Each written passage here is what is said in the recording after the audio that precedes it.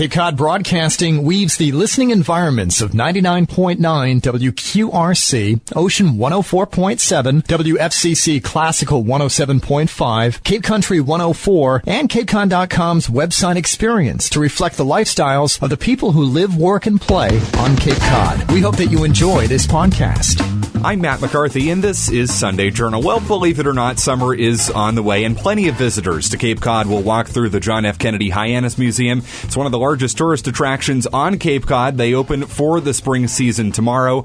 I'm joined this morning by John Allen, the executive director of the museum. John, thanks for coming in today. Thanks very much, Matt, for having us. There's a lot of great things to talk about this morning. Well, you certainly have a lot of fun things planned for this year. You must be very excited for the opening. We are, and excited in two ways. One, we're bringing about an exhibit that will capture, the title is Jack and Bobby Brothers First, that will capture a dynamic in our history, both as brothers of a family that's well known, and as of individuals who were in office together and worked together and did some very meaningful legislation and world events. And then the second part is that we're beginning to do the transformation of the museum with renovations to the exhibit area and a planned 3-year conversion of the entire exhibit space. So we'll certainly talk a lot about the exhibit plan for Jack and Bobby, as you just mentioned, but a lot of big changes coming to the museum. Folks who have been through it, I would imagine, will get a different look when they come into the museum next. Well, we think so, and also the field of the museum on the Cape will be expanded as we bring our speaker series to other parts of the Cape. We'll be having an event in Falmouth. We'll have a couple events in Falmouth. We'll have a couple of events in Chatham, and we'll have 2 over in Nantucket, as well as what we have here in Hyannis.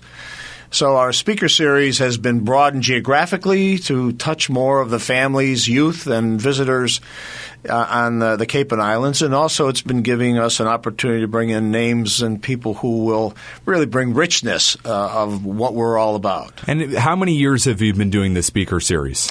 It's probably going back 8 to 10 years now. It's been usually 1 or 2 a year. Last year we had 4. This year we're probably going to have about 6 total numbers, but in about 10 individual sites as we go together. And I recall last year one of your big speakers was Sergei Khrushchev. He was the son of former Soviet Premier Nikita Khrushchev, and I know that was a huge event for you last year. It really was. In fact, we have Sergei coming back this year on August 5th in Nantucket because certainly today's events on Russia are very vivid around Cold War, around some of the strain of a leader who's giving the world a hard time, and that goes back to 50 years ago.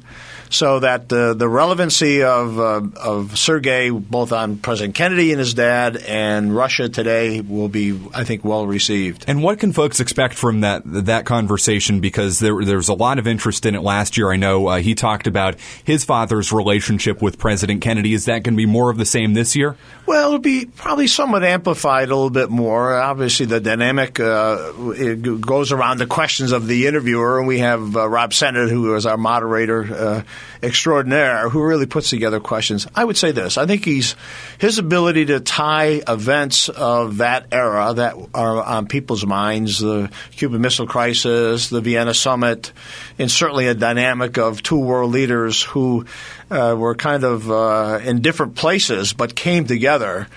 And I think the second part is amplifying how much his dad thought of the president, how it evolved in a way that people will find quite enlightening, and then tying the history back to today when we have pretty raw events going on there. I think people will receive it well. And when people think of Khrushchev and Kennedy, I would imagine most think of the Cuban Missile Crisis, which gets into Bobby Kennedy, who was a huge part of that saga as well. And I think that's a good segue into your big exhibit this year, which really focuses on the relationship between President Kennedy and his brother Robert Kennedy. Wondering if you could talk a little bit more about that, how that came to be, and what visitors can expect this year. You know, when you think about the legacy of the Kennedys, and our museum really is the lens of the the Kennedy family through Cape Cod and around the president. And you can't think of the president without really talking about Bobby, both the relationships as brothers and their relationships when he worked for him in the Senate race and when he worked with him in his presidential race and then became his attorney general.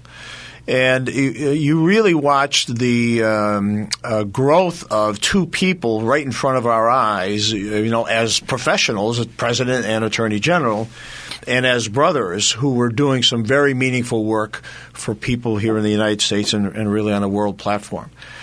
But it also brings out the dynamic of brothers, and people can relate to that.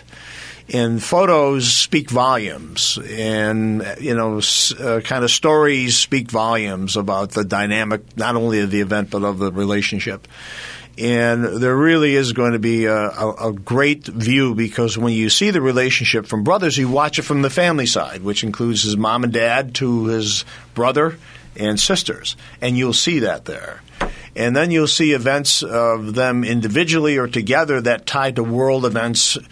And I think also, Matt, it ties to the time when people go back to that era of the president's 3 years as a very important memory.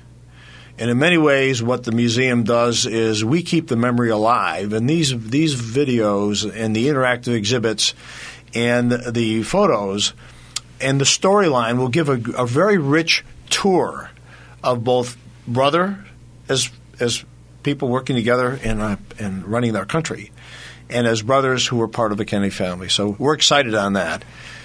And the last part is it's going to be a replication of what we will look like over 3 years. It will be a very different exhibit. It will be one that you would see in Boston or Chicago or New York as far as a regional museum quality. And when you say a different type of exhibit, wondering if you could give a detailed explanation as to what folks can expect when they come in to see this exhibit. Very good. That's a great question. I'd answer it two ways. One of the realities we have at the John F. Kennedy Hyannis Museum is that people who are very intimate with the president and his time are aging.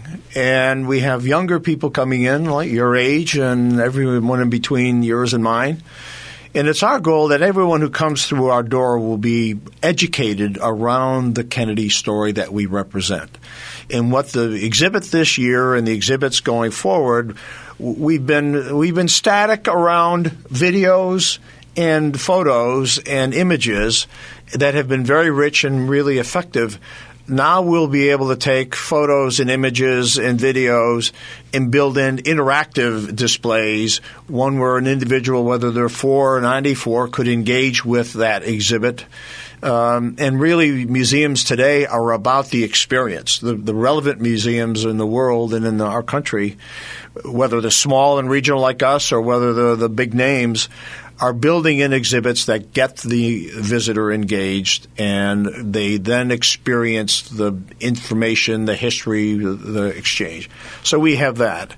And the other part, it really allows us to bring in the type of feeling where you are brought into the image that's being shown, and you come back with a better understanding of what you have learned from that, either about the event or the person. So a very kind of multimedia approach, a very interactive approach, whereas the Kennedy Museum, for many years, I would say, and maybe you would agree or disagree with this, very much a scrapbook of his life and the family's life on Cape Cod. And I would imagine you'll keep a lot of those elements while trying to incorporate more of an interactive and multimedia facet to it. Right, Matt. And I'd say the other amplification of that, with the remodeling of the museum exhibit space, we will be building the environment security-wise, climatic-wise, and structurally, improving the inside so that we can accept exhibits from anywhere in the world. We're going to be meeting, on a technical basis, National Archive standards for exhibits. So we can receive things from Boston that we cannot do right now. So we will be able to have artifacts and exhibits that will come from all over the world based on what we were needing them for, and where, frankly, we also can curate exhibits that can go out representing our story, whether it's in New York or Boston or the Dallas bookbindery. So we're excited that we'll have a standard that will allow people on the Cape, visitors and those who live here, to have rich museum experiences that they could find in any major or regional city. I'm Matt McCarthy. You're listening to Sunday Journal. I'm joined this morning by John Allen. He's the executive director of the JFK Hyannis Museum. The museum is opening for its spring season tomorrow. You talked a little bit about those partnerships working with bigger museums around the country. Are you at all working with the new Edward M. Kennedy Institute for the Senate? Yes, we are, Matt, very actively, and we've been working with them almost since the beginning of their formation, going back to the end of 2012 as they were announcing the formation of the EMK Institute. And we've developed a relationship in two ways, one of which being a part of the story. And Edward Kennedy himself was one of the, from minute one of the museum, was always involved with the formation of the museum and in his presence as it operated. So he was always around in the summertime bringing people in. He was always there trying to talk to the visitors and certainly talked us up in circles that really gave us great credibility.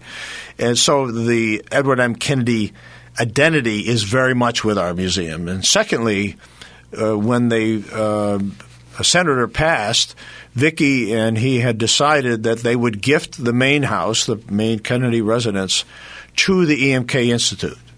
And so it technically is now, it is out of the family.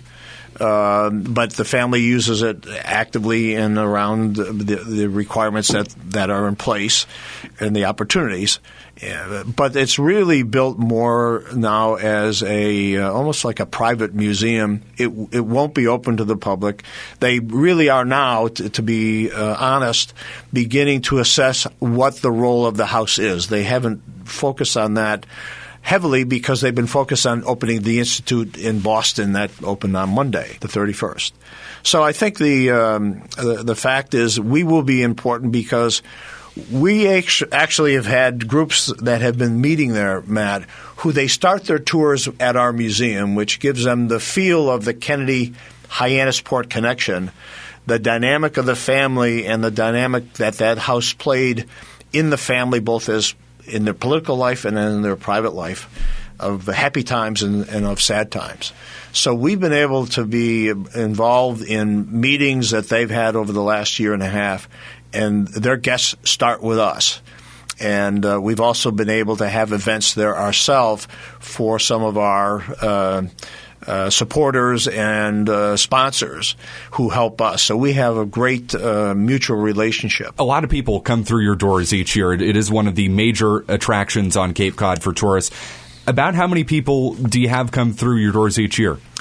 Well, for the last 2 years, we've averaged over 60,000 people who come to the museum. So when we take that number, we are the third major destination visitor site on the Cape of private locations. The National Seashore is number one, and then there's the big three, and we're number three in that. And we do see that number growing each year for us. We believe with the upgrade of the museum that will be a bigger attraction because of what we will have inside. Also, Matt, in 2017 will be the 100th birthday anniversary of President Kennedy. And that we expect to be a very significant international event. And do you have anything cool planned for that, or are those state secrets so far? Well, I don't know if it's a state secret, but we do have a very special exhibit that's being planned. It will become a permanent exhibit, and one that, in many ways, as we're thinking about it right now, will chronicle the president's years as president, one that we think will always be an exhibit people will want to see.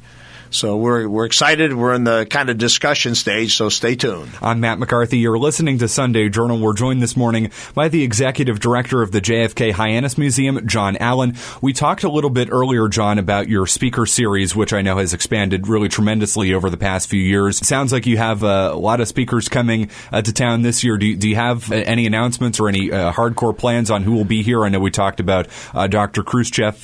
Who else will be in town? Very good. Well, we do have a pretty robust plan right now. We are doing this spring in April and May presenting the Youth Speaker Series video that we did last year of Joseph Kennedy III, Congressman Kennedy.